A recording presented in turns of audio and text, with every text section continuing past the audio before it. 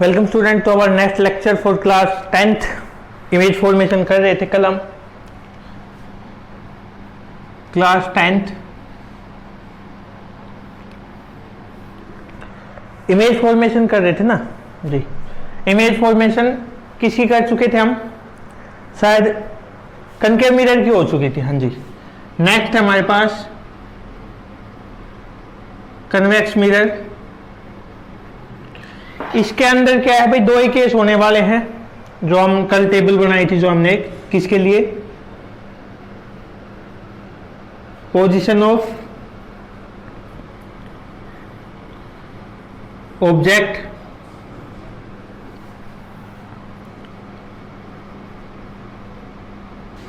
Position of image, distance of क्या है next, position, size of image and nature. दो है हमारे पास। पहला ऑब्जेक्ट हमारा होगा एट इंफिनिटी, सेकंड हमारा ऑब्जेक्ट होगा anywhere between pole and infinity. इसमें वही एट एफ या एट फोकस,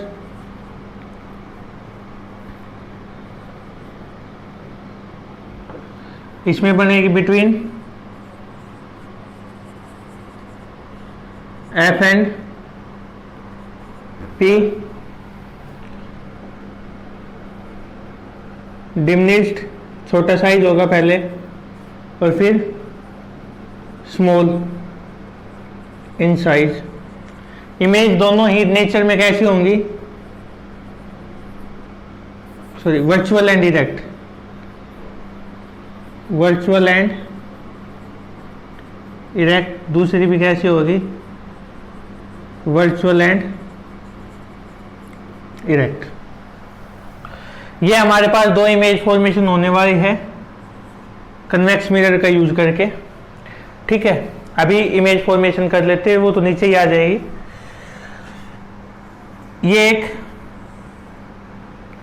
मिरर मान लिया हमने,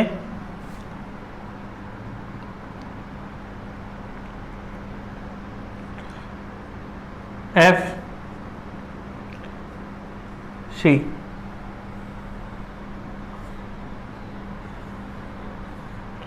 दो लाइट रे आई इन्फिनिटी से, मिरर से टकराई, रिफ्लेक्ट होके वापस चली गई। अब हम इसको इमेजिन करेंगे कि यहाँ पे आके मिलेंगे पीछे। ये हमारे पास पहला इमेज फॉर्मेशन है। ये मिरर का नाम रख लेना भाई, एम एन। सेकेंड यदि हम बात करें,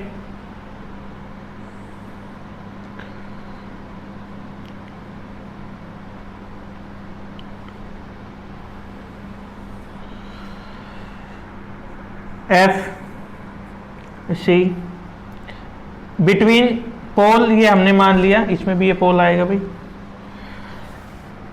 ऑब्जेक्ट हमारा पोल और इंफिनिटी के बीच में कहीं भी है, कोई भी एक पैरेलल रे आई से टकरा के वो रिफ्लेक्ट होके चली गई। हमें पता है इसको पीछे की साइड लेके आएंगे, तो ये कहाँ पे आएगी भाई, फोकस पे। दूसरी लाइट रे हमने मानी है, कहाँ पे आ रही है भाई,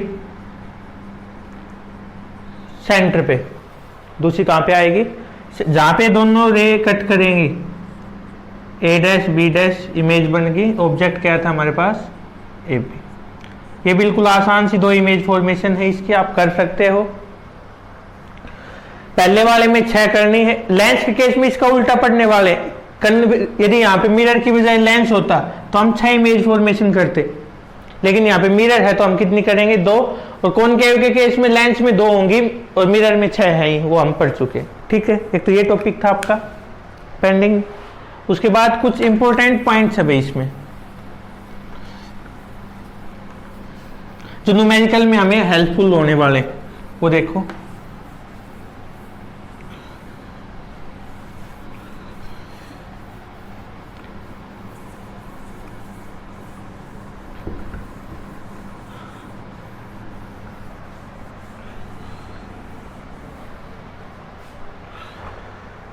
एक तो लीनियर मैग्निफिकेशन पढ़ेंगे हम अभी। लीनियर मैग्निफिकेशन स्मॉल m से डिनोट करते हैं, वो बेसिकली रेशियो होता है हमारे पास।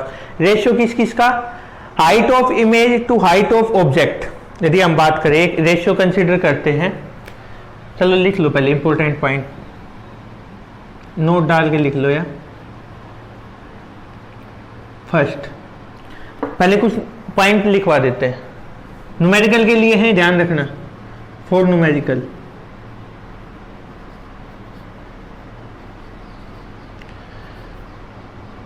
u इज या distance of object,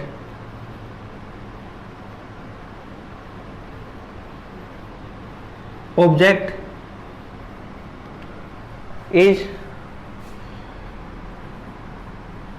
taken as, ये 99% न्यूमेरिकल में अप्लाई होने वाली चीजें मैं बता रहा हूं। एक आध एक्सेप्शनल केस हो सकता है, लेकिन 99% जो न्यूमेरिकल में हम करने वाले हैं वो मैं बता देता हूं। Distance of object is taken as negative for both concave and convex, पहली चीज। Second, focal length is taken as positive for concave lens and negative, ये नेगेटिव है भाई, negative for concave and positive for convex. ये बताएंगे अभी क्यों। Third जो था वो हम बात करें किसकी, लीनियर मैग्निफिकेशन, या फिर पहले एक बार और मिरर फॉर्मूला जो हम यूज करने वाले हैं वो क्या होगा भाई, 1/v plus 1/u is equal to 1/f। v is equal to distance of object, u is distance of image है भाई, v distance of image, u distance of object, f क्या हमारे पास, फोकल लेंथ। ठीक है, ये चीजें हम इसके अंदर लेके चलने वाले हैं। अब यदि हम बात करें किसकी, मैग्निफिकेशन, इसको हम डिनोट करेंगे स्मॉल m से। It is defined as the ratio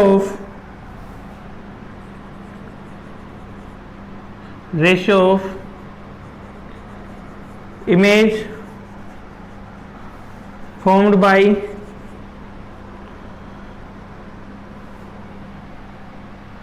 it is defined as the ratio of, change दूसरे टर्म में लिख लो भाई, ratio of height of image to the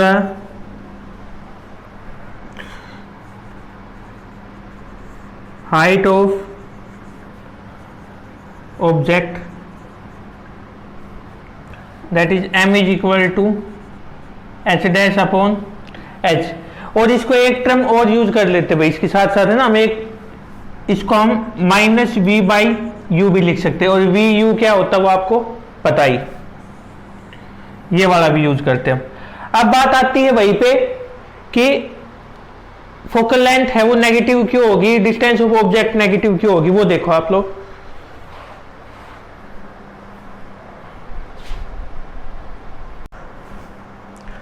हम बात कर रहे थे कि u की वैल्यू नेगेटिव क्यों होगी। हमने जितने भी 8 केस किए हैं इमेज फॉर्मेशन के, चाहे कॉनकेव हो चाहे कन्वेक्स हो, ये पोल था हमारा। दोनों मिरर के केस में हमारा ऑब्जेक्ट हर बार इस साइड में रखा गया है, मतलब जो पोल है उसके लेफ्ट हैंड साइड में रखा गया है। और हमें साइन कन्वेंशन में ये पढ़ा था यदि हम इस साइड कोई भी डिस्टेंस ट्रेवल करते हैं तो वो कैसी होगी, नेगेटिव।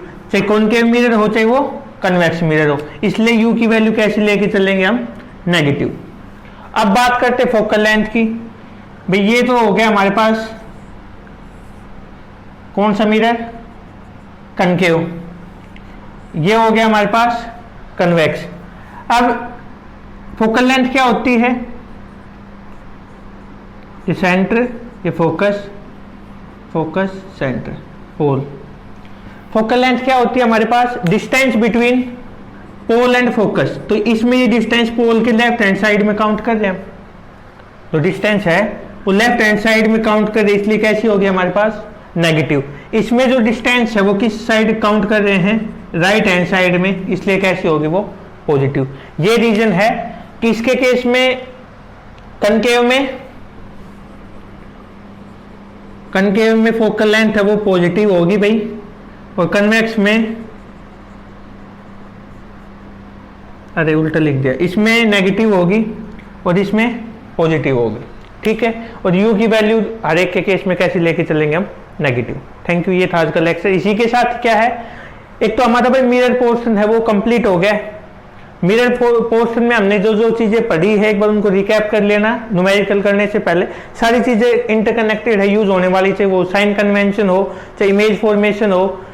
इमेज फॉर्मेशन आपको होगी सर न्यूमेरिकल में कैसे यूज हो जाती है, कई बार आपको क्वेश्चन दे देता है वो, यदि हम बात करें कि कोई भी ऑब्जेक्ट है उसमें यदि f की वैल्यू आपके पास दे रखी 15, u की वैल्यू कितनी, डिस्टेंस ऑफ ऑब्जेक्ट यदि आपको दे दे 20 और f की वैल्यू 15 दे दे, इसका मतलब क्या होगा, r की वैल्यू कितनी आ जाएगी,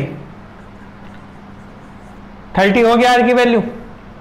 यदि कनकेव मिरर के केस में बात कर रहा हूं, r की वैल्यू 30, मतलब ये वैल्यू 30 है यहां तक, और ऑब्जेक्ट कहां पे है, यहां पे रखा गया है।